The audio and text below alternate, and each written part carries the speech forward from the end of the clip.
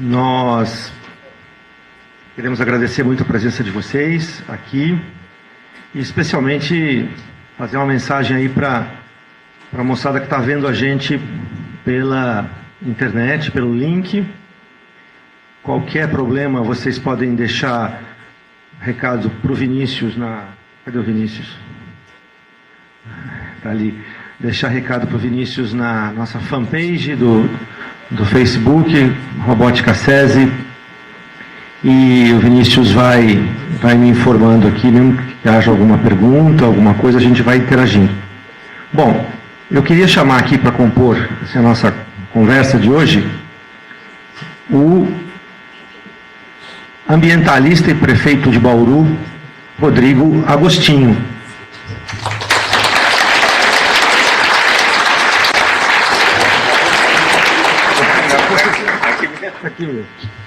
Queria chamar também o Dr. Clóvis, que é o nosso diretor aqui do SESI, Centro de Atividades de Bauru.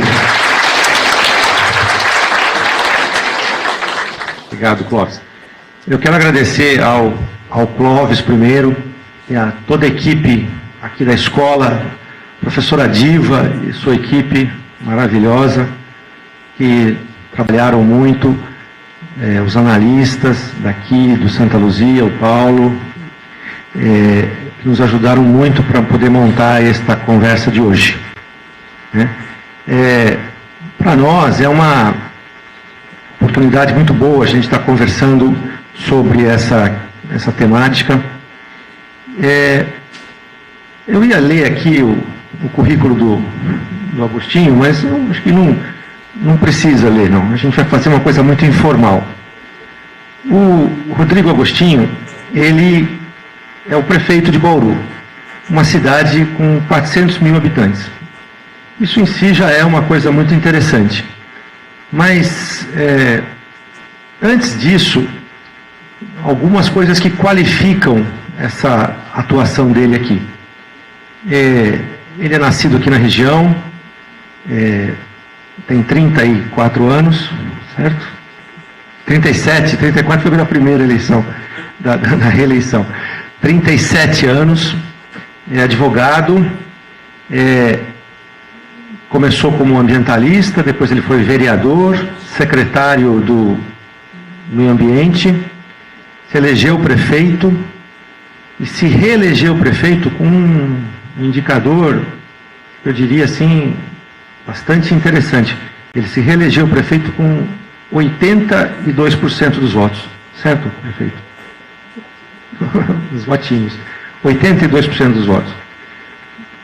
Com uma gestão e com um olhar que eu acredito que eu tenho acompanhado, mesmo de longe, diferente da maioria das situações. Então, ele participa de inúmeras organizações não governamentais, no Brasil e no exterior. E a gente trouxe o prefeito Rodrigo Agostinho hoje aqui para a gente conversar um pouquinho. A gente mostrou para ele o que é o desafio Trash Track e para ele falar um pouco para a gente da visão dele, da trajetória dele e da visão dele sobre esse tema. Então eu começaria, vamos fazer um bate-papo aqui muito, muito tranquilo. Eu começaria perguntando para o Rodrigo, para ele contar um pouco dessa vida dele de ambientalista primeiro. Como é que foi isso, antes dele entrar na política, como é que foi essa luta dele pelas causas ambientais, como é que começou, como é que isso surgiu e o que é que você conquistou nesse começo? Alô. Bem, bom dia a todos e todas. É uma satisfação estar aqui hoje. Eu sou fã do SESI, então eu fico super contente de ver tudo que está sendo desenvolvido, né? Quero cumprimentar a todos, dizer que primeiramente não é fácil falar de si próprio, né? Eu acho que esse acaba sendo o primeiro desafio. Eu achei que eu vinha aqui fazer uma palestra, então eu fiquei pensando o que eu ia falar sobre lixo, né? Enfim, Mas vamos lá, né? Eu comecei adolescente, eu tinha 14 anos e, enfim, eu era uma criança que sempre gostei muito de natureza, de bicho, adorava colecionar figurinha dos bichos da Amazônia, da Mata Atlântica, enfim. E em 92 teve no Brasil a conferência da ONU sobre meio ambiente, foi a segunda conferência, a primeira tinha sido em 72 em Estocolmo, eu não tinha nascido ainda. Mas em 92 eu era um adolescente e comecei a ver pela televisão que as pessoas do mundo inteiro iam vir para o Brasil participar daquela conferência que ia discutir o futuro do planeta. E eu achei aquilo sensacional, eu era uma criança e comecei a brigar em casa que eu queria ir para aquele negócio, né? E consegui convencer minha família e peguei um ônibus e fui parar lá no Rio de Janeiro nessa conferência. Enfim, é claro que não deixaram eu entrar. Fiquei pro lado de fora, mas foi para mim um momento mágico de ver tantas pessoas envolvidas num processo de discussão do futuro do planeta. E aquele momento foi decisivo para mim e eu decidi que a partir dali eu ia trabalhar com natureza, com meio ambiente, enfim, tudo mais. Comecei a me corresponder, na época não tinha internet ainda, a internet estava começando, comecei a me corresponder por carta com outras pessoas que eu havia conhecido lá na conferência. E comecei aí a trabalhar como voluntário desde então de algumas organizações, entre elas o Greenpeace e a Fundação SOS Mata Atlântica. E comecei a trazer algumas coisas daquela que eu tinha visto lá aqui para Bauru, né? No ano seguinte, eu comecei a trabalhar como estagiário da Secretaria do Meio Ambiente aqui em Bauru, tinha 15 anos, comecei como estagiário voluntário lá. E aí, enfim, comecei a desenvolver vários projetos. No ano seguinte, fundei aqui em Bauru uma entidade da área ambiental. Bauru não tinha nenhuma instituição da sociedade civil, apesar de ter os órgãos ambientais integrantes do Sistema Nacional do Meio Ambiente, não tinha nenhuma organização da sociedade civil. Então, 16 anos eu monto o Instituto Vidágua. E a partir daí eu comecei a participar de vários outros trabalhos, né? A principal ação do Instituto Vidágua ao longo dos últimos anos foi a recuperação dos rios aqui da região, principalmente o trabalho de recuperação de mata ciliar. Como estagiário da prefeitura na área de meio ambiente, o que eu mais fazia era justamente ir até as escolas fazer ações de educação ambiental. E um tema que é muito valioso para a educação ambiental é o lixo. Não é? Por quê? Porque o lixo está ligado com o nosso comportamento. Não é? É algo da natureza humana a produção de lixo, né? Tudo que a natureza produz, de certa forma, dá para reciclar. Em algumas coisas a reciclagem é muito rápida, né? Tem um bicho que gera um resíduo que serve de alimento para outro ser vivo.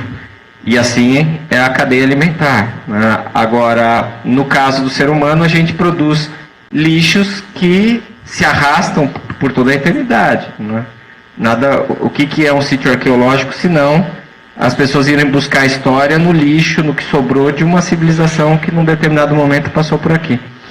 Então, assim, eu na minha adolescência trabalhei muito com educação ambiental, na minha juventude, mesmo no período depois de faculdade. E nos últimos anos eu tenho trabalhado muito com políticas públicas da área ambiental. Então eu estou há 15 anos no Conselho Nacional do Meio Ambiente, onde hoje um dos maiores desafios é a gente definir estratégias para a chamada logística reversa, que é um nome, meio que um palavrão, mas é meio que a palavra de ordem para o setor da indústria, né? Que é fazer com que tudo aquilo que a gente coloque no mercado, num determinado momento, possa voltar para o setor de produção, né? Possa ser reciclado, possa ser reaproveitado, enfim. A gente fabricar coisas que sejam desmontáveis, que sejam com produtos que sejam, de certa forma, que possam voltar para o setor industrial. Então a gente tem definido uma série de estratégias em relação a isso e eu acho que é um caminho muito interessante, né, de discussão. Além disso, eu acabei escolhendo uma área de profissão que é a área do direito, então eu tenho trabalhado muito na definição de normas técnicas, de legislação, fui relator por muitas vezes de resoluções do Conselho Nacional do Meio Ambiente, que definiram as primeiras estratégias de logística reversa antes da lei da Política Nacional de Resíduos, né? Então o Brasil já tinha uma experiência de logística reversa muito interessante, que era modelo para o mundo, principalmente com algumas coisas, como baterias automotivas, como embalagens de agrotóxicos, e depois com a lei a coisa muda. Muito bem. Eu só queria registrar aqui, mandaram mensagem para a gente, o pessoal lá de Goiânia, Lego da Justiça. Lego da Justiça, um abraço para vocês. Também mandou uma mensagem aqui para a gente, dizendo que está ligado na gente, o Turbotubbies de Valinhos, figurinhas carimbadas. Agostinho, você falou que começou a sua militância com 14 anos e 16 anos você já tinha uma ONG. Esses alunos que estão assistindo a gente aí em São Paulo e no Brasil inteiro, eles têm exatamente essa faixa etária. O que você diria para eles, assim, quando eles se deparam, não é só com essa questão do torneio de robótica, mas do ponto de vista de uma mensagem para essas pessoas? O que você faria, comparando o que você viu naquela época com o que você viu hoje, o que você diria para eles? Antes da gente entrar um pouco na questão das políticas públicas e da gestão de uma cidade, o que você diria para esses, como a gente costuma dizer carinhosamente, para essa molecada? Não, eu acho que a gente não pode desistir primeiro daquilo que a gente acredita, né? Não podemos desistir dos nossos sonhos. Acho que a juventude nossa, infelizmente, ela recebe muito não, e não, o que eu digo não é um não do ponto de vista de colocar um pouco de ordem na casa, é o não da própria sociedade, né? A nossa juventude hoje ela é excluída de muitos processos, e aí a hora que o jovem perde a capacidade de sonhar, a gente perde uma geração inteira no país. Eu acho que esse talvez seja aí o grande desafio. Nós precisamos fazer com que essa juventude acredite que é possível crescer, que é possível. O SESI tem dado demonstrações disso o tempo todo, né, tanto o SESI quanto o SENAI, de que é possível a gente acreditar naquilo que a gente faz, fazer o melhor, buscar, né, não parar de estudar nunca. Eu acho que a gente tem que ter um objetivo na nossa vida. E, é claro, o ambiente também tem que ajudar, né? E aí o ambiente quem define normalmente é quem está do lado de cá, né? Nós temos que definir um ambiente de futuro para essa juventude. E que esses jovens não parem de sonhar, não parem de acreditar, enfim. Não precisa necessariamente ter uma causa como foi, enfim, o processo que me levou até aqui. Mas acreditar no mundo melhor, acreditar que é possível crescer, acreditar que é possível estudar um pouco mais para conseguir um emprego um pouco melhor, que é possível desenvolver uma coisa nova, que é possível criar. A criatividade está muito ligado nisso, nessa nossa capacidade de não perder assim, a capacidade de se indignar, a capacidade de poder criar coisas novas. Eu acho que a juventude não pode perder essa capacidade. Se a gente fizer isso com a juventude, a gente está perdendo uma geração inteira. Isso é muito ruim, né? O país pode passar por uma crise, a crise, como a gente mesmo disse, a crise passa, né, mas as pessoas continuam aqui, enfim, nós temos que efetivamente trabalhar para que os processos sejam diferentes. Eu queria te perguntar agora sobre um pouco a questão de uma pessoa com a sua cabeça, com os seus ideais, com a sua capacidade de empreender, se candidata e vence uma eleição numa prefeitura de 400 mil habitantes. Uma cidade com problemas em todas as áreas, não só na área ambiental, né? Uma cidade de 400 mil habitantes é uma cidade que já tem virtudes de cidade grande, com defeitos de cidade grande, e está perdendo as virtudes da cidade pequena, né? E mais ligado à questão ambiental, quando você entrou, quais foram os seus desafios e como é que você começou a encarar essa questão ambiental aqui em Bauru, como prefeito e agora reeleito com uma avaliação tão boa, com 82% dos votos, o que significa que, de fato, a esmagadora maioria da população aprovou as suas atitudes nos 4 primeiros anos de governo. Eu acho que o principal desafio é justamente como fazer a gestão disso tudo, né? Porque, em primeiro lugar, o setor público não é mais lugar para amador. O setor público hoje é um setor que tem que ser pensado de maneira estratégica, né? Então, no caso específico da Prefeitura de Bauru, nós temos 6 mil funcionários, 75% desses funcionários são funcionários da área de educação e saúde, A maior parte da folha de pagamento é formada por funcionários na área da saúde, algo em torno de 40% da folha de pagamento. Então nós temos que pensar de maneira estratégica, né? Como arrecadar o recurso necessário para que a prefeitura possa tentar, com eficiência, otimizar a utilização desse recurso e fazer a coisa acontecer. Então, na verdade um grande desafio, eu acho que não é só no caso específico da cidade de Bauru, acho que é um desafio para todo o setor público, como pensar a administração de maneira estratégica, né? Como fazer com que a prefeitura consiga trabalhar da melhor forma possível, otimizar o recurso no Brasil. Apesar do Brasil ter uma das maiores cargas tributárias do mundo, o Brasil também é muito grande, o Brasil também tem muitas necessidades que os países já conseguiram superar. Então é um grande desafio a gente conseguir otimizar, conseguir ter um equilíbrio em tudo isso. Fazer gestão de pessoas também é algo muito complicado, não é algo fácil. A gente poder criar estratégias diferentes para o próprio município, o município se redescobrir como foi no próprio passado, né? A cidade de Bauru é uma cidade muito nova, uma cidade que tem 119 anos, é uma cidade, enfim, que surge de projetos econômicos, como muitas outras. No caso específico de Bauru, vieram as primeiras pessoas para cá, fugidas do alistamento da Guerra do Paraguai, então o povo não queria ir para a guerra, acabava vindo parar aqui no interior do estado. Isso foi o começo de muitas cidades do interior. Num determinado momento, o próprio governo incentivou as pessoas a virem para cá, né, uma corrida para o interior, enfim. E aí surge em Bauru um grande projeto econômico com café. Planejaram desenhar em Bauru, fazer a maior fazenda de café do mundo. Essa fazenda de café ia daqui de Bauru até Araçatuba, só para vocês terem uma ideia do tamanho da fazenda.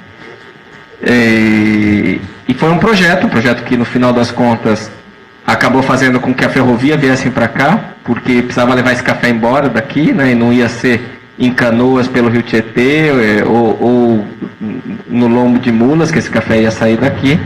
E aí vem a ferrovia para cá e traz a indústria para cá e a cidade continua crescendo. Enfim, quebrou o café em 1930, mas a ferrovia já estava aqui e a cidade continua crescendo. Então, assim, existe uma história, mas isso não quer dizer que essa história possa, enfim, continuar sendo escrita da mesma forma. Então, eu acho que a gente precisa redescobrir outras fontes de recursos. O Brasil, do ponto de vista econômico, passou por grandes transformações num momento muito curto. Nos últimos 10 anos, a gente sofreu um processo de desindustrialização. A indústria brasileira, em grande parte, foi embora para a Ásia, para a China, né? Quase toda a indústria têxtil foi para a Índia, para Bangladesh, para o Paquistão. E a nossa indústria de transformação, em grande parte, foi para a China. E nós temos que agora, talvez, reescrever de novo essa história, né? Fazer com que a nossa indústria volte a se fortalecer, que a nossa indústria continue crescendo, enfim, criar uma estratégia diferente. E no caso de uma prefeitura também é muito disso, né? A gente pensar a cidade de maneira estratégica, para que a nossa cidade não perca a sua vitalidade, que a cidade consiga gerar emprego para quem mora aqui, para quem está vindo para cá. As cidades médias hoje atraem muita gente das cidades menores e atraem também muita gente das capitais que não aguentam mais a capital e quer vir para o interior. Então, por um outro lado, a gente tem que crescer, mas tem que crescer com sustentabilidade, o que também é um grande desafio, né? E no meu caso específico, por eu ter vindo da área ambiental, é ainda mais complicado, porque ao mesmo tempo que eu tenho que fazer a cidade continuar crescendo, o meu coração também diz o seguinte: olha, Bauru já atingiu um tamanho bom, é bom ficar do jeito que está, né? Se tiver mais gente, vai ter que tirar mais água do rio, né? Se tiver mais gente, vai ter mais lixo sendo tirado, nós vamos ter que levar esse lixo para algum lugar. O que nós vamos fazer com esse lixo? No Brasil não tem dinheiro para as prefeituras investir em lixo, né? A prefeitura que quiser investir de lixo vai ter que tirar de algum outro lugar, e às vezes os outros lugares para tirar são lugares muito sensíveis. Você não vai tirar dinheiro da educação para colocar no lixo, por mais importante que seja o destino do lixo. Então, assim, é um grande desafio, né? Então a gente tem que usar muito da criatividade e pensar de maneira estratégica. Muito bem. Já que você começou a falar da questão do lixo, né, que é o tema da FLL desse ano, eu queria ouvir você um pouco sobre a tua visão. A gente percebe que nós vivemos, como em todo movimento, várias ondas, né? A onda da reciclagem, a onda do reaproveitamento, e agora você mesmo mencionou a onda da engenharia reversa, né? Fala um pouquinho sobre esses momentos que a gente passou na história e depois a gente vai falar um pouco sobre algumas. A gente já conversou aqui com esses. Nós temos aqui mais de 170, 180 pessoas que são do SESI, que estão organizando os seus times, que estão nesse momento pensando nessa questão, que pesquisa eles vão apresentar, que inovação eles vão apresentar. Vamos entrando um pouco mais nesse tema. Mas eu queria ouvir você sobre essas ondas sucessivas que a gente vem constatando aí da questão do lixo e, na sua opinião, a primeira pergunta, o que é lixo? Enfim, lixo é, de maneira muito clara, aquilo que não serve mais para alguém. Então, num determinado momento, a gente vai abrir esse copo de água, nós vamos consumir o interno, né, e para nós isso aqui já não vai servir mais.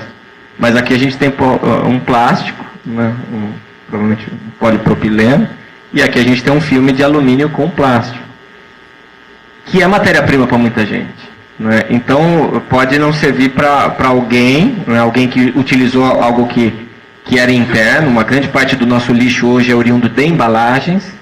Então, o lixo, uma grande parte do lixo, né, são embalagens de papelão, de papel, plástico, metais, enfim, que são usados justamente no transporte de matéria-prima, de insumos, de coisas que a gente leva para dentro da nossa casa, enfim. O que a gente percebe é que o tempo de vida dos produtos também é muito rápido, muito curto, né? Então, antigamente, algo para ser descartado, as pessoas reaproveitavam muito, né? Por exemplo, uma garrafa retornável de um refrigerante, por exemplo, era usada muitas vezes antes de ser descartada, antes de ser reciclado, e hoje os ciclos são ciclos muito rápidos, ciclos até da ordem de minutos e segundos. Então, o que acontece? Numa escala planetária, nós estamos falando de 6 bilhões de pessoas, né? Todo mundo gerando lixo, né? Esse lixo tem que ir para algum lugar. Em algumas situações não existe o local adequado para se destinar lixo, né? Não tem sequer um único local onde você possa destinar. E aí começa a questão das tecnologias. E tudo isso que a gente está falando aqui é algo que aconteceu de maneira muito rápida. Até 40 anos atrás, quase todo lixo que era gerado era lixo orgânico e que era de alguma forma reaproveitado. Numa horta, num jardim, era enterrado em algum lugar, mas eram resíduos orgânicos, não é? Eram resíduos orgânicos. Hoje o que a gente tem é diferente. Hoje a gente tem resíduos industriais e cada vez mais resíduos perigosos sendo gerados dentro de casa. O resíduo perigoso de 40 anos atrás era um resíduo industrial. Era um resíduo de uma fábrica de produto químico que não sabia o que fazer ainda, porque também não tinha lei de controle ambiental.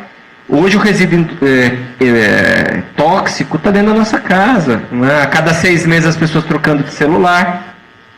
Nós tivemos agora nos últimos 2, 3 anos toda a população brasileira trocando de televisão, todo mundo tirando uma televisão de tubo e comprando uma televisão plana, e foi tudo ao mesmo tempo. Só eu aqui na prefeitura, a gente tem um depósito aí com milhares e milhares de televisores e que ninguém quer receber, nem o aterro industrial quer receber. Cheio de produtos químicos tóxicos, principalmente metais, cádmio, cromo, enfim, estanho, chumbo e tudo mais, e que ninguém quer receber. E uma pulverização também desse tipo de resíduo. Você tem pilhas, baterias e celulares espalhados por todo lado. Então é uma situação extremamente complexa. Em alguns países desenvolvidos, a cultura da reciclagem começou primeiro, começou já no final dos anos 80, né? As pessoas começam a separar os produtos para reciclagem, só que por um outro lado, a gente está vivendo também alguns processos de crise de mão de obra. Então mesmo para reciclar, em certa forma, você precisa de gente para separar esse tipo de resíduo, o que não é algo muito fácil, né? Ninguém quer mexer com lixo, ninguém quer ter que separar lixo, triar lixo, né? E hoje o que a gente vê é que mesmo países desenvolvidos como a Europa, Japão, enfim, Estados Unidos, Canadá, nós estamos tendo um processo inverso ao que já aconteceu. Em vez das pessoas separarem o resíduo para reciclagem, o que as pessoas estão fazendo é simplesmente queimando os resíduos para geração de energia. Então, houve um avanço tecnológico de controle de poluentes. Então, antigamente, você queimar o resíduo, você gerava uma quantidade enorme de gases tóxicos. Os dois mais conhecidos são as dioxinas e os furanos, que são produtos cancerígenos, que são oriundos principalmente de uma queima de plástico. A partir do momento que conseguiram desenvolver tecnologia para controlar a poluição, o pessoal voltou a investir em usinas de geração de energia, até porque o mundo também está desesperadamente precisando de energia. Então hoje o que a gente vê é uma proliferação de usinas térmicas. Em alguns lugares houve um freio a essas usinas do ponto de vista de dizer, não, tudo bem, você vai queimar, mas você só vai poder queimar aquilo que você não conseguir reciclar. Que é a lógica da nossa lei nacional, a lei da Política Nacional de Resíduos, que demorou quase 2 décadas para ser aprovado, que fala o seguinte, você pode queimar o lixo, desde que você faça o processo completo. Você vai queimar o rejeito, aquilo que não puder mais ser reciclado.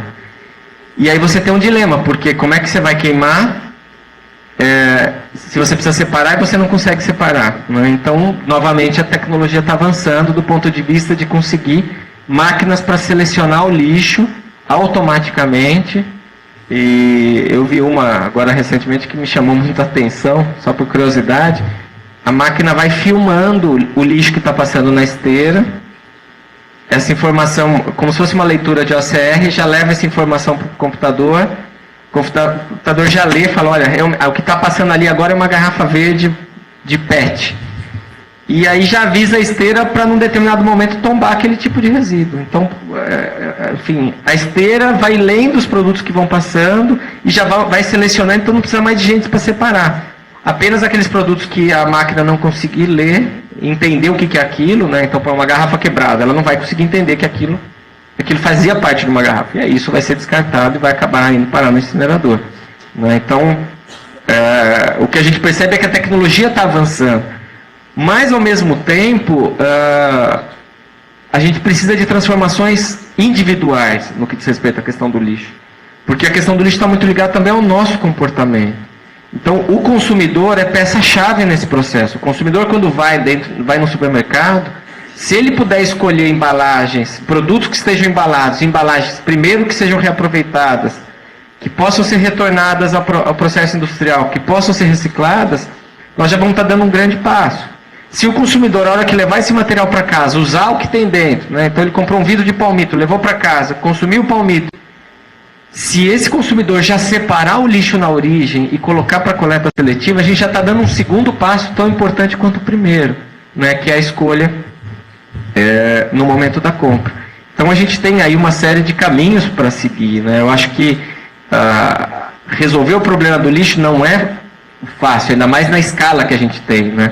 Você pega lá a cidade de São Paulo gerando 25 mil toneladas de lixo por dia. É uma estupidez, né? E não tem onde enterrar mais lixo. Apesar do Brasil, o preço da terra ainda ser acessível, né? Então o Brasil ainda faz grandes aterros para continuar enterrando lixo. Por um outro lado, não é esse o futuro que a gente espera de um país, né? Você transformar numa escala de tempo o país inteiro em grandes lixões e grandes aterros. Quanto que Bauru produz hoje de lixo por dia? Quando eu entrei na prefeitura, 7 anos atrás, Bauru produzia 250 toneladas e hoje está produzindo 330 toneladas de lixo por dia. 330 toneladas são quantos caminhões, assim? É muito caminhão. Eu não vou saber fazer a conta agora não, mas é muito caminhão. Isso dá um trabalho danado para a gente, porque tem também o trabalho de manutenção desses caminhões. Agora, um número que nos chama a atenção é o seguinte: eu tenho a coleta seletiva hoje em quase 90% da cidade. 90%? Eu tenho a coleta seletiva porta a porta, então o caminhão passa para recolher só o reciclável porta a porta, mas apenas 10% da população participa. Então, por isso que eu falo, nós temos que mudar o comportamento das pessoas, né? Eu conheço professor que dá aula de educação ambiental e que não se dá o luxo dele separar o lixo da própria casa. Então o cara fala uma coisa que ele acha bonita, acha bacana, mas ele não para separar o lixo da casa dele, né? E aí a coisa fica um pouquinho mais complicada. E 2 perguntas, uma mais quantitativa. Para onde vai esse lixo aqui em Bauru? Bauru foi uma das primeiras cidades do interior a acabar com os lixões. E teve um motivo isso. Não é? Bauru... Qual a diferença entre lixão e aterro sanitário? Olha, com toda sinceridade, eu acho que a diferença é mínima. É mínima e eu vou dizer por quê. No caso específico de Bauru, nos anos 80, teve uma explosão de crescimento, as cidades médias cresceram de maneira muito rápida, não houve uma preocupação com infraestrutura, então os bairros iam crescendo, ninguém fazia as chamadas galerias de águas pluviais para levar a água da chuva para o rio, e Bauru começou a se formar grandes buracões, grandes erosões. Bauru chegou a ser conhecido como a capital das erosões no estado de São Paulo. E o que a prefeitura fazia para tapar essas erosões? Pegava o lixo da cidade e jogava dentro desses buracos dentro da própria cidade. Então nós chegamos a ter 80 mini lixões dentro da cidade. Alguns não eram tão mini assim. O Ministério Público entrou com uma ação e obrigou a prefeitura a resolver o problema do lixo no começo dos anos 90. Então em 91, Bauru começa a construir o seu aterro, em 92 o aterro está pronto, é o aterro que é usado até hoje. Nós estamos ampliando o aterro sucessivamente, enfim. E, de maneira muito clara, eu não acredito em aterro. Eu acho que a gente tem que trabalhar a reciclagem, tem que trabalhar outras coisas. Mas, enquanto a gente não chega lá, vamos continuar com o aterro. O que é a diferença de um lixão e de um aterro? Um lixão é um lugar que simplesmente você vai lá, descarrega o caminhão de lixo e vai embora, das costas. Um aterro você faz um buraco, você vai compactar esse solo, você vai impermeabilizar esse solo para que o líquido que escorre do lixo, o chorume, não se infiltre no subsolo. E aí lá você vai depositar o lixo, né? Vai compactar esse lixo, vai cobrir esse lixo com terra, e aí esse lixo vai ficar ali guardado para a eternidade ou até o momento que alguém resolve desenterrar aquele lixo. Né? Por incrível que pareça, a Europa já está vivenciando um momento de desenterrar os seus lixões. Então está muito comum em vários países da Europa o pessoal desenterrar os lixões do passado, peneirar esse material, triar, enfim, separar, fazer garimpo nos aterros antigos. Aqui a gente estava, malemar, começando a fazer aterros, né? A maior parte das cidades brasileiras estão construindo seus aterros agora. Por que eu acho que é muito pouco diferente um lixão de um aterro?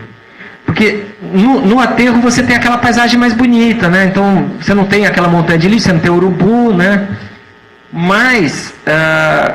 de maneira muito clara, o lixo que está no aterro também vai contaminar o subsolo de alguma forma. Né? A gente faz um telhado na nossa casa para evitar que a chuva entre na nossa casa. Mas alguma telha um dia vai quebrar e vai ter uma goteira dentro da nossa casa. Com o aterro é a mesma coisa. Né? Todos os aterros, por mais impermeabilizados que sejam, no fundo tem problema de contaminação de água subterrânea, porque em algum momento vai estourar aquela manta, vai vazar em algum lugar. Você não tem aquela paisagem de lixo esparramado, mas o lixo está ali. Né? Um lixo que poderia ter sido reciclado, que poderia ter sido separado. Né? Então eu acho que se a gente tem capacidade, a gente tem um cérebro, né? Um telencéfalo desenvolvido para pensar, então vamos pensar em coisa diferente. Né? Vamos parar de pensar em coisa simplesmente, faz um buraco e faz um grande saco de lixo e joga todo o lixo lá dentro. Eu vejo assim, também só para a gente provocar um debate, duas questões. O que se coloca muito hoje com relação ao lixo. Primeiro, é mudança de comportamento das pessoas. Mudança até de padrão, não só de comportamento, como até de padrão de consumo das pessoas. Né? Então, realmente... um foco nas pessoas. E o outro lado é o lado da tecnologia. Mudança dos padrões de fabricação das coisas que vão ser amanhã descartadas. Fala um pouquinho dessas duas possibilidades. Eu acho que o que vai acabar acontecendo no longo prazo, bom, uma vez alguém disse que a longo prazo todos estaremos mortos, né? Mas no longo prazo, não vai haver mais espaço, de fato, para se colocar tanto lixo. As pessoas vão continuar produzindo lixo, se bem que em menor quantidade, em reciclado, mas vão continuar. E a quantidade de espaço, como você disse, é finita. Então, existe alguma outra, além dessas duas possibilidades, existe alguma outra solução para equacionar esse problema? Como é que esses times que estão vendo a gente aí, você acha que que caminho eles poderiam seguir para ajudar a desvendar essa equação? Ou não tem outro jeito? É mudar a tecnologia e mudar o jeito que as pessoas consomem? Eu, particularmente, acho que tem que ser feito tudo ao mesmo tempo, né? Cada um no seu setor. Eu acho que o Brasil investe muito pouco, muito mal em tecnologia. Quase toda a tecnologia usada aqui, infelizmente, vem de fora. E a gente tem muita cabeça pensante, a gente tem excelentes cientistas aqui. E eu acho que nós temos que continuar pesquisando. Então, por exemplo, agora começou no Brasil a discussão, principalmente por conta da lei das parcerias público-privadas, da instalação das chamadas usinas de aproveitamento de resíduos. E o que está muito interessante é que está sendo desenvolvida muita tecnologia.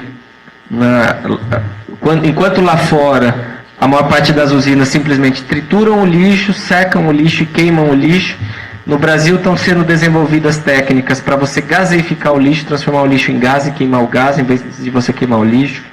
Está sendo desenvolvida tecnologia para você pegar o plástico e transformar o plástico em petróleo de novo. E é só pesquisar no Google que vocês vão encontrar um monte de experiência nesse sentido. Está sendo desenvolvida a tecnologia de pirólise,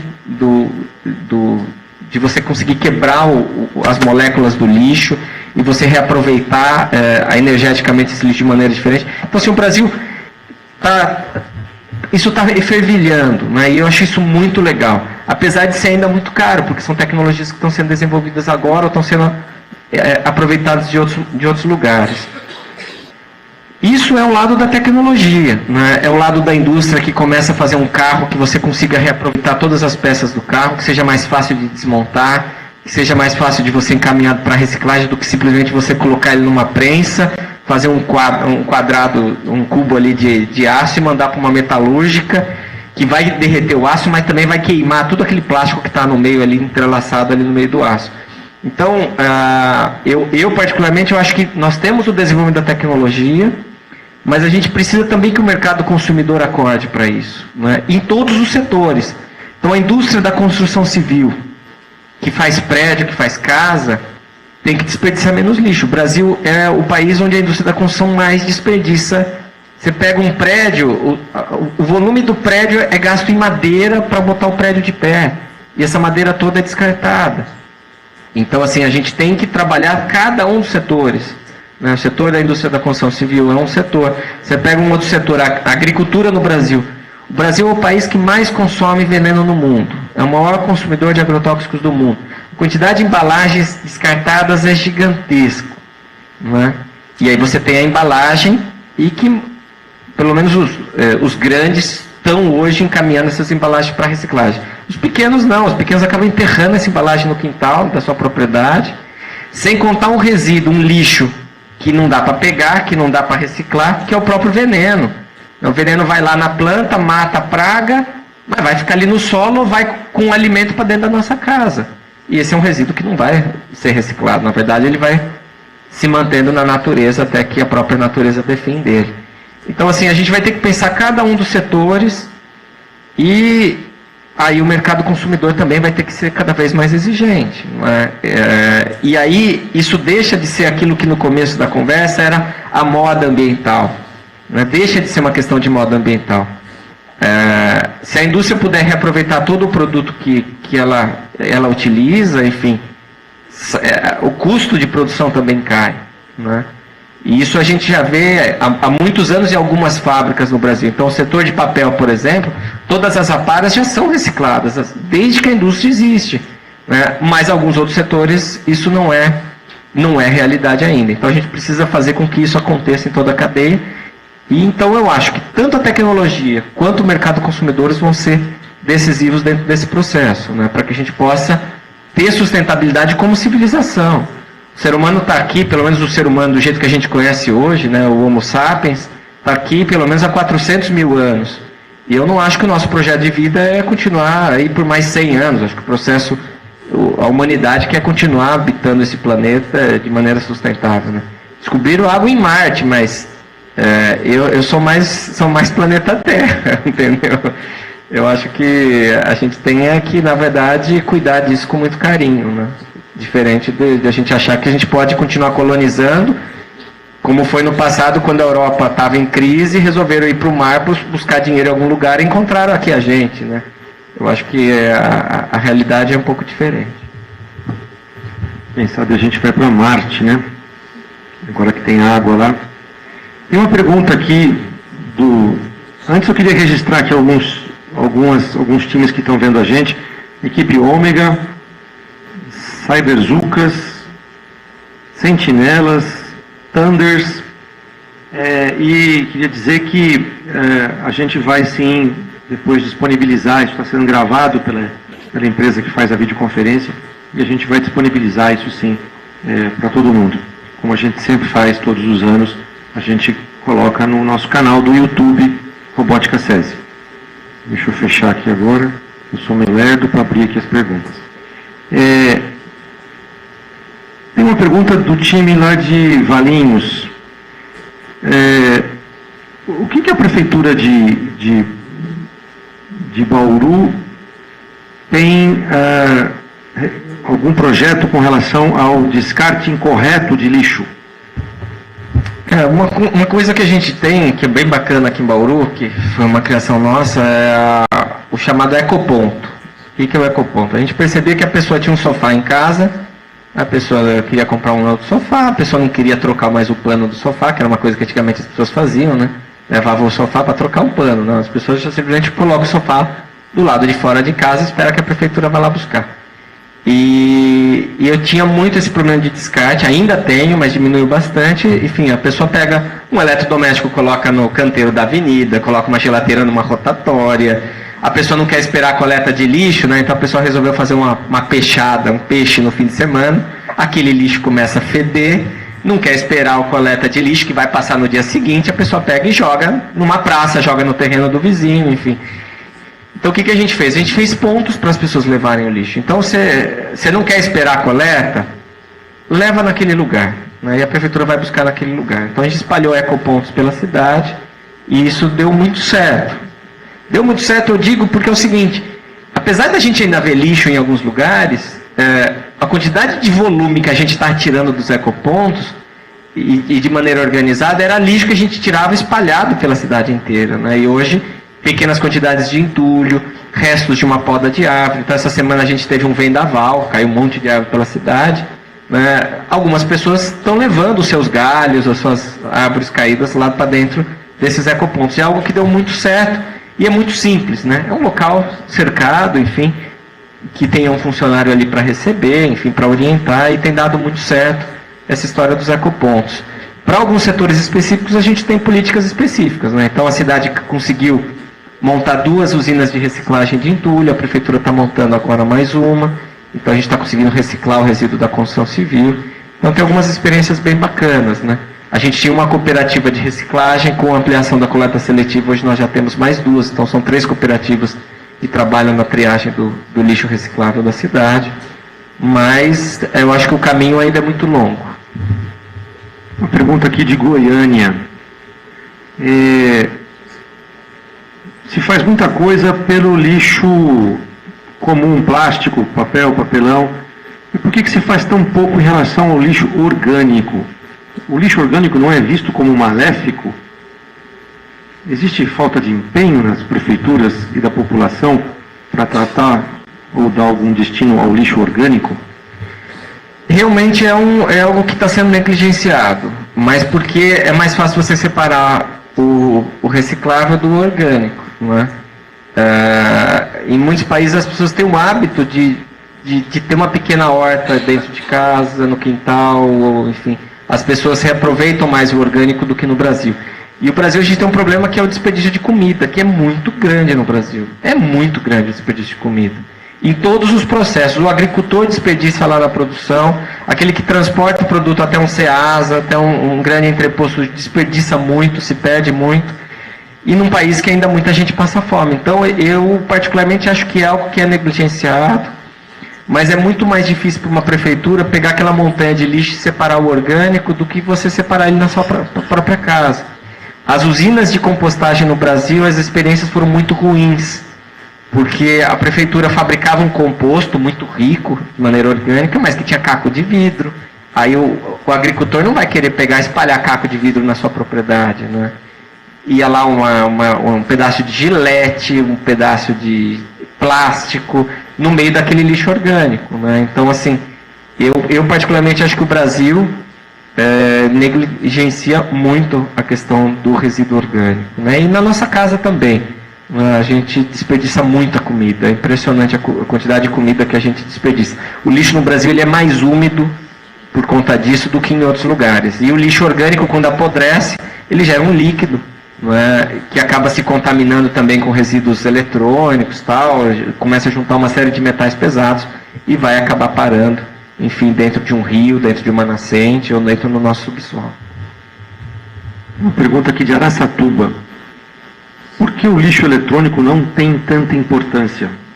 Existe aqui em Bauru algum programa para coleta de lixo eletrônico? Tem muita importância. Agora, o problema é que você pega uma placa eletrônica, e você coloca tudo lá dentro. O resistor, o transistor, o capacitor, enfim, ele é todo interligado, né, por cobre, enfim, uma série de coisas. É muito difícil a logística de desmontar um negócio desse, né? Então o pessoal acaba aproveitando aquilo que tem mais valor, né? Então uma placa que tem ouro, que tem alguma coisa com mais valor, e o resto vira lixo comum, né? Então, assim, é muito difícil o processo de você separar, desmontar aquilo lá, né? Uma lâmpada fluorescente, por exemplo, né? O Brasil, nos últimos 15 anos, o Brasil saiu da lâmpada incandescente, foi para a lâmpada fluorescente. A lâmpada fluorescente, apesar de ser muito econômica do ponto de vista energético, na lâmpada fluorescente tem mercúrio, né? E a gente levou esse mercúrio para a nossa casa. E agora a gente está num processo, já que a energia subiu bastante, o pessoal está descartando a lâmpada fluorescente e comprando a lâmpada de LED. Então, descartando a lâmpada fluorescente, lâmpadas que estão funcionando estão sendo descartadas de maneira irresponsável. Porque são poucas, mas poucas as cidades que reaproveitam a lâmpada fluorescente. No caso de Bauru, a gente tem a coleta de lâmpada fluorescente, né? A gente recolhe milhares e milhares de lâmpadas fluorescentes para tirar o mercúrio. No Brasil chegou a ter fábrica que separava o vidro e o alumínio da lâmpada fluorescente. Hoje não tem mais, a empresa fechou as portas. Mas a gente continua fazendo essa coleta e é algo que tem um resultado muito bacana. Mas nós vamos ver agora, nos próximos 2 ou 3 anos, todo mundo descartar as lâmpadas fluorescentes e partir para o LED, né? E a gente não sabe o que vai acontecer com as lâmpadas fluorescentes. Provavelmente nós vamos espalhar mercúrio para o Brasil inteiro. Tem uma pergunta aqui de Valinhos. A questão do lixo hospitalar. Alguma novidade? Não. Na verdade, o que existe em Bauru é o que existe em cidades que têm uma deposição mais adequada.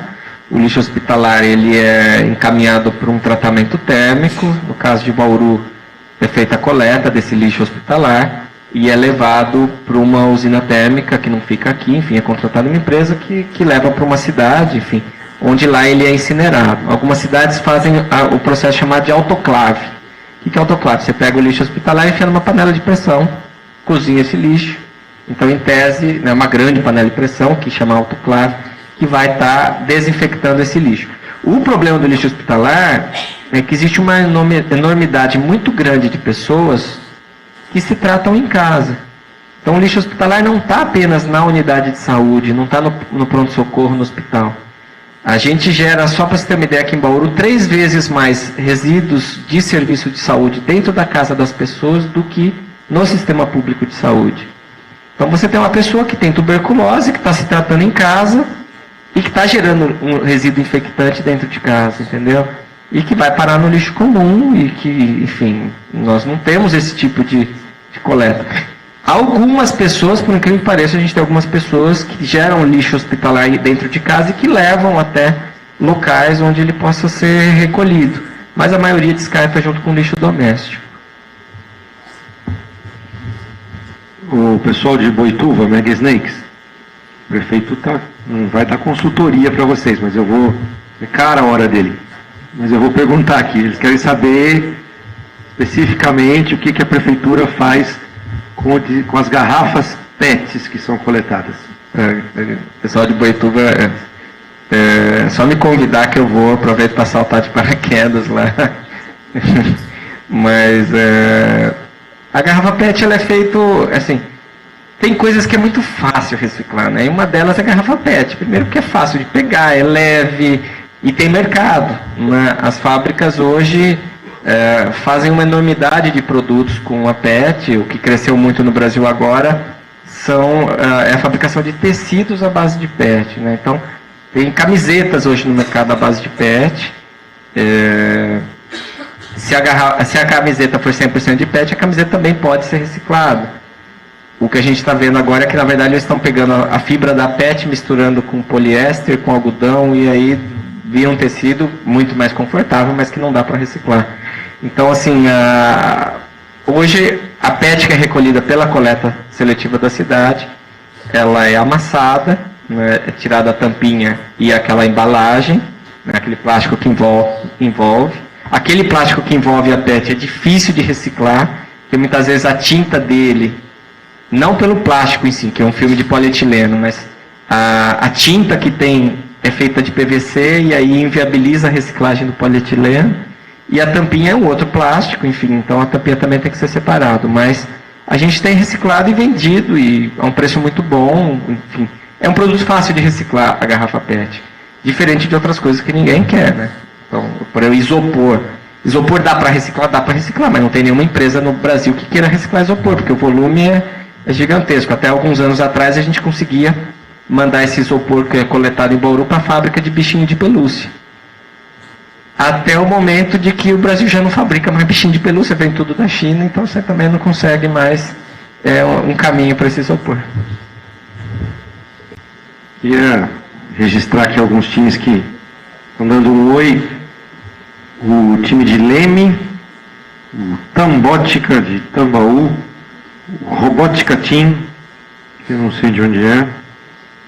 Bom, a gente está falando aqui com o prefeito de Bauru, ambientalista, Rodrigo Agostinho, quem está conectado agora, o prefeito de uma cidade de 400 mil habitantes e ambientalista por natureza.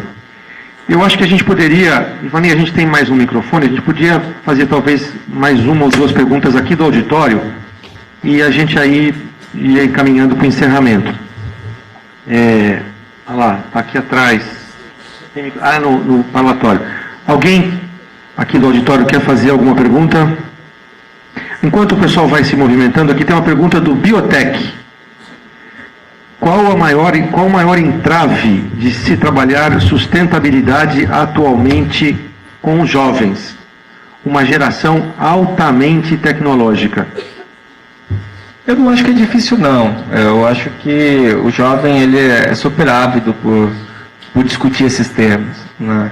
E a temática ambiental é uma temática legal, bacana de discutir, né? Todo mundo só adora assistir canal de bicho, de planta na National Geographic, aquelas coisas. Eu acho que não é difícil discutir sustentabilidade. O que eu acho que é difícil é as pessoas mudarem os seus comportamentos, né? Você tem uma série de comportamentos de uma sociedade. Vou dar um exemplo da temática que mais está sendo discutida de sustentabilidade no mundo hoje, que é a questão do clima. Nós vamos ter uma conferência da ONU agora, a conferência de partes, vai ser em Paris, para discutir o futuro do clima do mundo. Alô? Como é que a gente vai discutir no mundo e falar para as pessoas que as pessoas vão ter que deixar o carro em casa? Enfim, mas num determinado momento nós vamos ter que deixar o carro em casa. Mas como é que você vai falar isso para as pessoas, entendeu? O ser humano está viciado em gasolina. As pessoas estão viciadas em gasolina.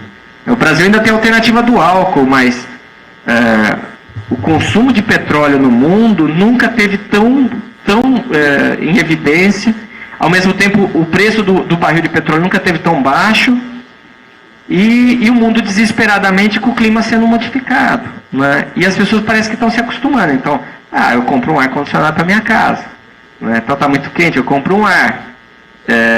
Só que não é só isso, gente. Não é? As fronteiras agrícolas estão mudando de lugar. Nós estamos tendo o declínio de civilizações inteiras que já não tem mais a água para essa civilização poder ser abastecida. Então, é uma crise realmente muito séria, a crise do clima. E, enfim, e as pessoas têm que mudar o comportamento. Mas como é que você vai falar para as pessoas que não é mais para andar de carro, né? Que é para andar de bicicleta? Né? Então, é uma situação muito complicada. Né? Então, assim, eu acho que a temática da sustentabilidade é uma temática fácil de ser debatida, fácil de ser discutida, não é tão difícil de compreender. A educação ambiental hoje ela acontece nas escolas. Nós temos uma geração inteira que está ouvindo falar muito nisso, mas existem comportamentos que vão precisar ser alterados. Isso não é um processo muito simples. Por falar em comportamento, chegou uma aqui agora. Vou até falar quem perguntou. Roboticando. Espera um pouquinho só que eu perdi. A equipe Roboticando está perguntando o seguinte. Prefeito, como o senhor Rodrigo separa os recicláveis de sua própria residência? Não, é fácil, não é difícil. Eu acho que não é difícil para ninguém, né? Tenho certeza que muita gente aqui tá com a pulga atrás do dedo, porque eu tenho certeza que aqui dentro tem muita gente que também não separa o lixo, enfim. Mas não é difícil, gente. É só ter 2 sacos. Não precisa ter um saco amarelo, um saco vermelho, um saco verde. Não precisa ter aquele monte de lixeirinha colorida. Aquilo é uma bobagem, né? Separa o lixo orgânico do que dá para reciclar, só isso, né? Separa num saco o papel, o papelão, o vidro, a latinha, né? E no outro você vai separar o orgânico. Se você quiser ainda separar o orgânico do rejeito, né, daquilo que não dá para reciclar, que realmente vai ter que ir para um aterro, que é o papel higiênico, enfim, um papel sujo de óleo, alguma coisa desse tipo, enfim, também é bacana, né? Não é difícil separar o lixo, é simples.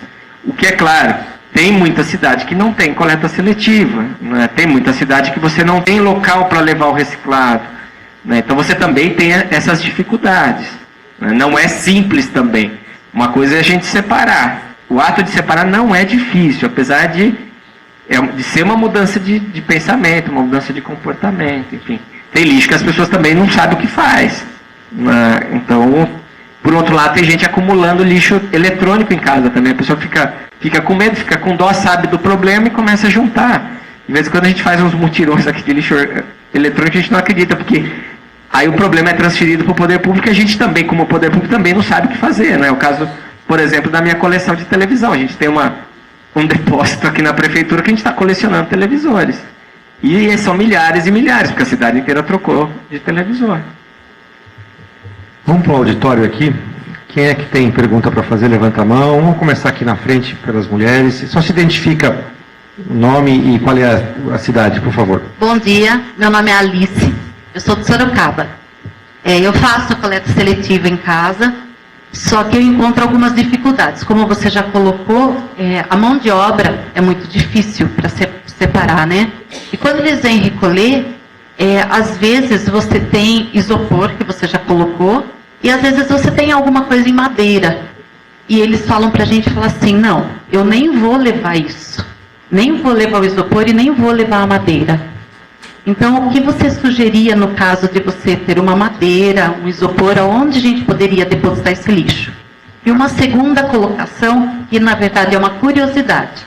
Eu tenho uma amiga que é tanatologista em São Paulo, e ela trabalha num dos cemitérios em São Paulo, e ela estava me explicando que em São Paulo, nesse cemitério, eles embalsamam os corpos para não contaminar o lençol freático de São Paulo.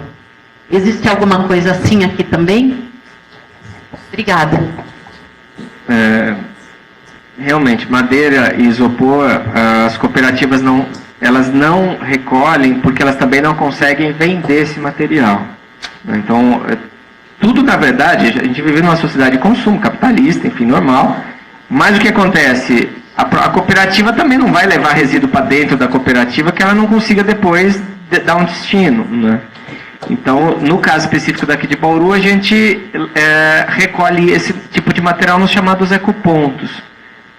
Então, a gente acabou criando uma alternativa. As usinas de reciclagem de entulho aqui reaproveitam a madeira, principalmente, e está começando a surgir algumas empresas no Brasil usando o isopor para fazer aglomerados para isolamento térmico, principalmente de residências, de prédios, enfim. Até porque hoje a partir do momento que você instala um ar-condicionado, é importante que você tenha um isolamento térmico que antigamente não era necessário, porque senão o ar-condicionado acaba trabalhando sempre sobrecarregado. Então, assim, a ideia é que você crie alternativas. Realmente as cooperativas não recolhem. No caso de Sorocaba, Sorocaba foi uma cidade pioneira num processo chamado containerização da coleta. Então, a coleta lá, enfim, a cidade distribui lixeiras pela cidade inteira, grandes lixeiras, enfim. O que é muito bacana e muito complicado, porque ninguém quer ter a lixeira na frente da sua própria casa, uma lixeira para o quarteirão, uma grande lixeira, né? Todo mundo quer a lixeira perto, mas não quer em frente da sua casa, então quer que seja na frente da casa do vizinho. Então é um processo bem complicado isso, mas é um modelo hoje muito usado no mundo, né? E Sorocaba foi pioneiro em relação a isso. Eu mesmo já fui muitas vezes buscar informações sobre várias experiências bacanas de Sorocaba, né? Que está agora, inclusive, com uma campanha de ser a cidade da biodiversidade. Muito bacana esse trabalho de lá. Agora, você falou da questão dos cemitérios. Realmente, o Brasil, a gente é especialista em ser um país em desenvolvimento com legislação de primeiro mundo. Então, a gente copia lá a legislação da Suécia, alô? E quer aplicar essa legislação aqui. Então, eu estava no Conselho Nacional do Meio Ambiente quando foi ser discutida a norma técnica sobre cemitérios. E a norma ficou tão boa que tinha um monte de cidade que não conseguia mais ter cemitério. Né? A regra ficou tão rigorosa que teve cidade que o prefeito fez um decreto, é claro, gozação, mas fez, né, para provocar, proibindo as pessoas de morrer na cidade, porque ninguém conseguia mais montar um cemitério, porque as regras acabam sendo tão rigorosas hoje para você ter um cemitério que é quase que inviável. Então hoje, realmente o corpo, quando ele entra em decomposição, ele gera um líquido que é chamado de necrochorume, né, que é o chorume provocado pela decomposição de um corpo. E isso realmente, numa grande escala, você pensar um cemitério na Grande São Paulo, alô, isso vai ser um volume muito grande de resíduos e vai, de certa forma, causar algum tipo de contaminação. Mas é realmente hoje uma preocupação, porque hoje existe uma norma técnica, o licenciamento ambiental de um cemitério hoje é muito difícil, né? E aí algumas experiências começam a surgir, né? Mas é algo bem complicado. Hoje cada uma das covas de um cemitério tem que ser impermeabilizadas também, para evitar esse tipo de contaminação. Uma pergunta lá no fundo, por favor. Bom dia, Rodrigo. Aqui. Glauco de Campinas. Rodrigo, em um determinado momento da conversa, você tocou no assunto do lixo eletrônico. Recentemente eu visitei uma empresa de soluções ambientais lá na região de Campinas, justamente de lixo eletrônico. E eles trabalham com a descaracterização desse material. Então eles desmontam televisão, monitor, notebook, e eles separam cada pecinha, transistor, LED, tudo, e mandam para as empresas de reciclagem. Eles estão com uma média de 98% de todo o lixo que chega lá é reciclado, né? Então, você como prefeito aqui de Bauru, você tem alguma solução para esse tipo de lixo? Vocês têm uma empresa de descaracterização? Faz esse projeto também? E se não tem, qual é a dificuldade de tentar trazer uma empresa dessa para a cidade de Bauru? A gente tem empresas da iniciativa privada em Bauru que fazem isso. O problema é como é que o poder público encaminha esse resíduo para uma empresa como essa. O poder público não pode simplesmente pegar esse resíduo e doar para uma empresa. É algo que, se para o poder público é um problema, para a empresa é fonte de renda. Então, a gente acaba tendo uma dificuldade muito grande de encaminhar esse resíduo para a reciclagem, mesmo tendo a reciclagem. Então, se você tem uma empresa privada que faz esse tipo, como contratar essa empresa para recolher o seu resíduo? Então, esse acaba sendo uma grande dificuldade. Então, a prefeitura acaba tendo que licitar a venda desse material, a empresa vai comprar um lote de lixo eletrônico para poder separar, triar. E não necessariamente a conta fecha. Então, a gente já tentou várias vezes fazer leilões de resíduos eletrônicos aqui e a coisa não foi muito para frente. Então, é um grande desafio. No Brasil, o poder público não pode simplesmente doar. Eu posso doar para uma entidade assistencial, mas eu não posso doar para uma empresa privada, um resíduo que tem algum tipo de valor, mesmo que seja 1 centavo. Mas eu tenho que vender e a venda disso no setor público não é muito muito fácil. Mas eu tenho algumas empresas que fazem isso. Mas é um processo realmente muito complicado, é difícil encontrar mão de obra, capacitar essa mão de obra para separar, né? Eles acabam priorizando as coisas que têm valor, as coisas que não têm valor, eles acabam entulhando, enfim, mandando para um aterro. Então, é um desafio, é realmente um grande desafio. Só para lembrar, o próprio SESI e o SENAI, nós temos que fazer, eu já fui diretor de unidade, nós temos que fazer licitação para nos livrarmos das sucatas.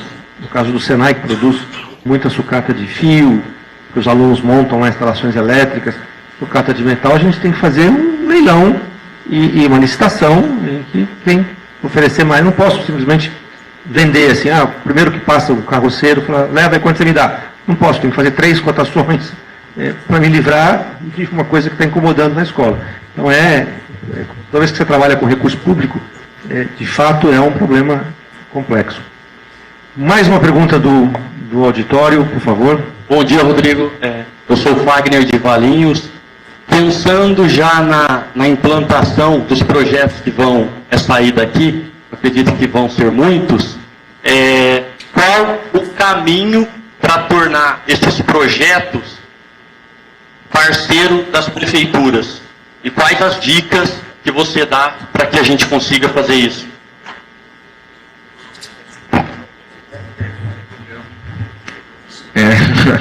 O meu microfone gerou lixo eletrônico agora, acabou de gerar uma pilha de lixo eletrônico, enfim.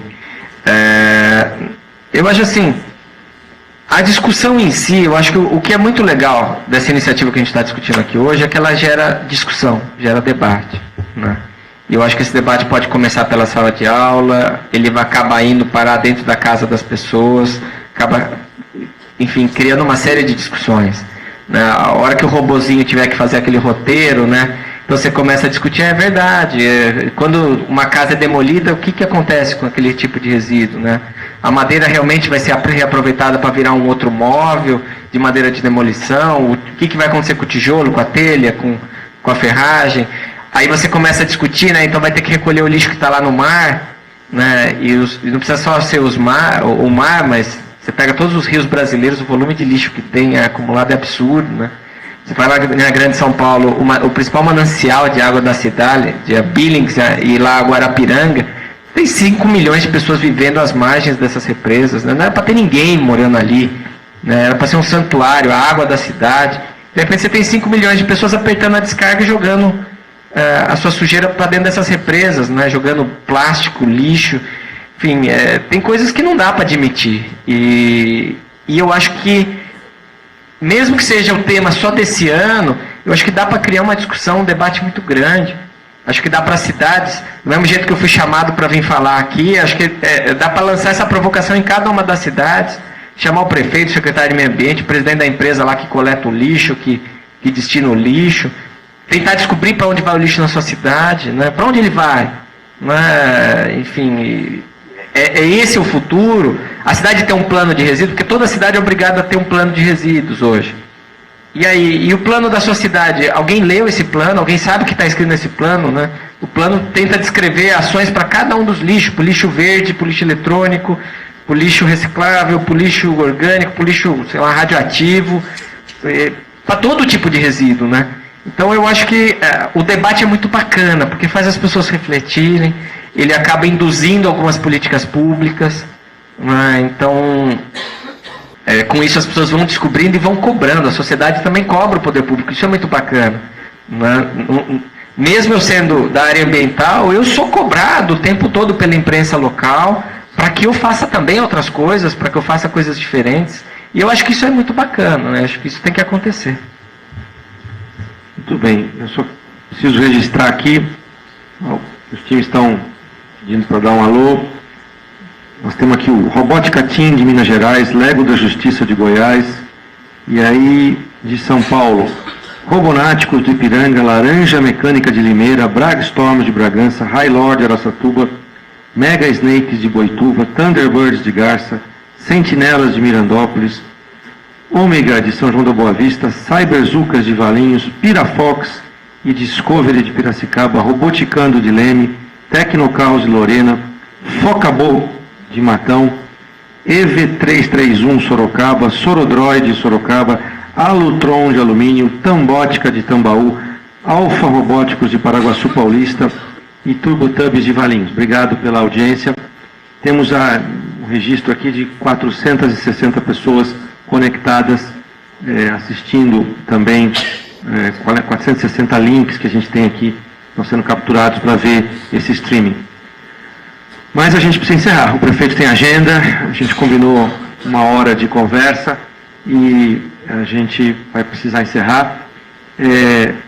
Eu quero, antes de passar a palavra para o prefeito, dizer que, novamente, quem está acessando agora pelo streaming, nós vamos disponibilizar essa apresentação no canal do YouTube. Essa iniciativa é uma iniciativa do SESI São Paulo, aberta para todo o Brasil, e a gente quer que nós tenhamos bons projetos, iniciativas realmente inovadoras e que elas fiquem, né? Nós temos um caso aí que eu quero destacar aqui, por exemplo, de uma iniciativa da temporada Senior Solutions, do time de Limeira, nós até registramos isso, que se tornou uma patente, prefeito. Um grupo de uma escola, a temporada falava sobre como melhorar a vida da melhor idade, dos seniors, dos idosos, e eles desenvolveram um sistema para o transporte público que diminui o intervalo entre o degrau e a calçada. Isso a empresa de transporte público de Limeira adotou, o SESI arcou com todos os custos e patenteou. Hoje é uma patente do SESI em nome dos alunos, como autores. Então eu acho que são iniciativas como essa que fazem, não é um torneio de robótica, fazem uma nova educação. Nós não fazemos torneio de robótica por fazer torneio de robótica. A gente faz torneio de robótica porque a gente acredita que essa é uma ferramenta para contribuir para a educação, para melhorar e para mudar a forma como se faz educação no Brasil. Então, Clóvis, muito obrigado pelo apoio, por estar aqui com a gente, por ter conseguido essa agenda do prefeito, para ele vir aqui conversar com a gente. Obrigado a todo mundo que está assistindo a gente. Prefeito, se você quiser encerrar, falar alguma coisa, uma mensagem final aí para essa molecada que está vendo a gente. Não, eu quero apenas agradecer, cumprimentar a todos, o pessoal que está aí acompanhando a gente também pela internet. Dizer que é possível sim fazer diferença, é possível a gente poder, dentro de um projeto, mesmo que seja o mais simples, é claro, a gente está falando de robótica, não é tão simples assim, mas é possível a gente poder criar toda uma discussão, todo um debate que tem a ver com a nossa sociedade, com o nosso dia a dia, enfim. A gente gera lixo o tempo todo, por onde a gente anda, por onde a gente vai, a gente está gerando lixo, né? Às vezes mesmo que de maneira indireta, né? Então você vai num restaurante, você fala, não, eu não gerei lixo, quem gerou é o restaurante, não, gerou também, né? Então assim, o tempo todo a gente vai deixando pegadas, né? E essa pegada nossa, essa marca nossa no planeta que tem que mudar, né? Tem que efetivamente virar apenas uma pegada e não todo um rastro de destruição, que é o que a gente deixa hoje pelo planeta. Então, eu acho que é uma temática muito bacana, o roteiro que o robô tem que fazer é muito legal, e dá para discutir tecnologia, dá para pensar, dá para trabalhar criatividade, dá para fazer muita coisa legal, e mais uma vez o SESI está de parabéns, né? Eu acho que dá uma satisfação enorme ver o Brasil desenvolvido, que é o que a gente vê aqui, né? Que é o Brasil que dá certo, é o país que a gente sonha que seja assim para todo mundo. Não é, enfim, é só dentro desse mundo, mas isso nos dá muita esperança, né? Eu particularmente sou fã do SESI e sou fã do Clóvis também. Ok, gente, muito obrigado. A gente está encerrando a transmissão. Nós vamos continuar com a nossa programação até o final da tarde aqui. Eu vou só acompanhar o prefeito ali. Ainda não está na hora do nosso intervalo, está marcado para as 10 horas. Não, eu vou acompanhar você, imagina. Só um segundinho então. Obrigado.